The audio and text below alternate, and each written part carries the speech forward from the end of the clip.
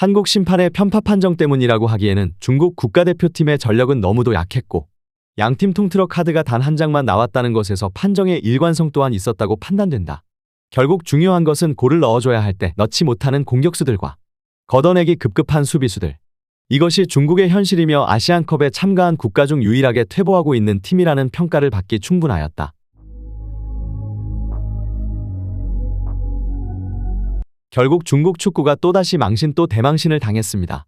이번 대회를 앞두고 위르겐 클린스만 감독이 이끄는 한국 축구대표팀을 포함해 오만과 심지어 자신의 하나의 성이라고 평가하는 홍콩에 3연패를 당했던 중국은 지난 13일 있었던 타지키스탄과의 대회 첫 경기에서 0대0으로 비기며 자존심을 구겼었는데요. 사상 처음으로 아시안컵 본선 무대를 밟은 타지키스탄을 상대로 무기력한 경기를 보여주면서 자국 팬들의 탄식을 자아냈었습니다. 그리고 자신 있다며 이제는 실력을 보여주겠다는 중국은 승리를 자부하던 레바논과의 경기에서도 또다시 한 골도 넣지 못하며 0의 균형으로 무승부를 기록하자 중국 현지 팬들 또한 분노를 표하고 있는 것입니다. 한 수 아래로 평가받는 레바논을 상대로 득점을 기록하지 못하면서 중국은 승점 한 점에 만족해야 했는데요. 특히 이번 경기는 이번 아시안컵 최악의 경기력으로 잘 지어놓은 경기장과 잘 관리된 잔디가 아깝다는 평가까지 나올 정도였습니다.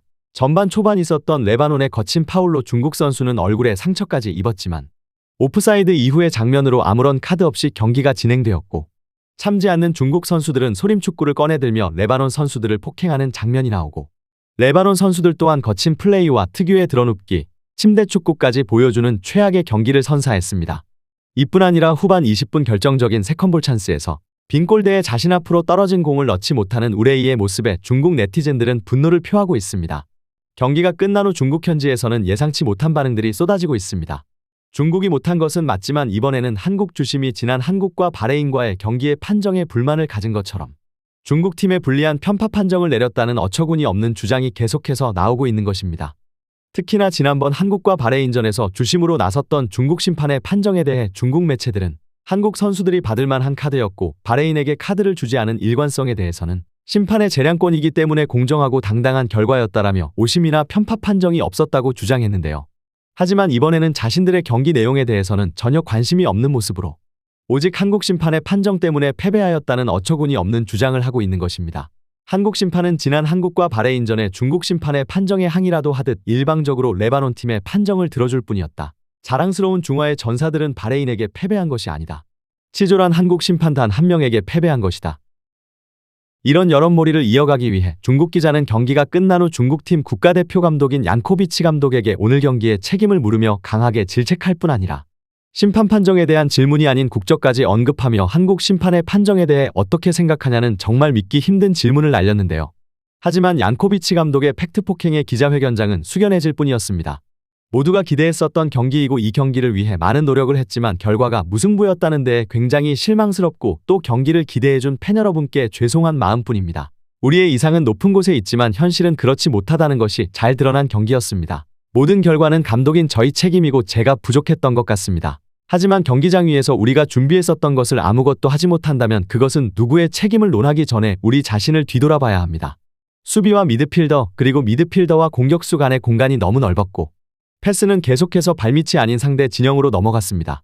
수비수는 공을 걷어내기 급급했고 결정적인 찬스에 공격수들은 골을 넣지 못하였습니다. 축구는 골을 넣어야 승리하는 경기입니다. 우리가 상대보다 조금 높은 패스 성공률도 볼 점유율을 가져갔다고 해서 우리가 이길 자격이 있었다고는 생각하지 않습니다. 심판의 판정은 오늘 경기에 결정적인 작용을 했다고는 생각하지 않습니다. 우리에게 아쉬운 판정도 또 상대에게 아쉬운 판정도 있었습니다. 중요한 건 우리가 우리의 축구를 하지 못했다는 것에 분노해야 합니다. 마지막 남은 카타르와의 경기에서 반드시 승리해서 16강 진출에 성공하기 위해 최선을 다하겠습니다. 이제 중국의 마지막 상대는 조일이 카타르입니다. 카타르는 중국이 상대했었던 레바논과 타지키스탄에게 모두 승리하며 기분 좋은 2연승으로 16강 진출을 확정지었는데요. 중국은 이제 어떻게 해서든지 카타르가 로테이션 멤버를 들고 나오고 또 로테이션 멤버들이 컨디션 난조로 졸전을 펼쳐 기적적으로 1승을 획득한 후 16강 진출을 기대해봐야 하는 상황입니다. 과연 중국 대표팀은 마지막 같은 조 최강 카타르와의 경기에서 어떤 모습을 보여줄 것인지, 기적적으로 16강 진출에 성공할 수 있을 것인지 관련 소식 계속해서 탑클래스에서 전해드리도록 하겠습니다.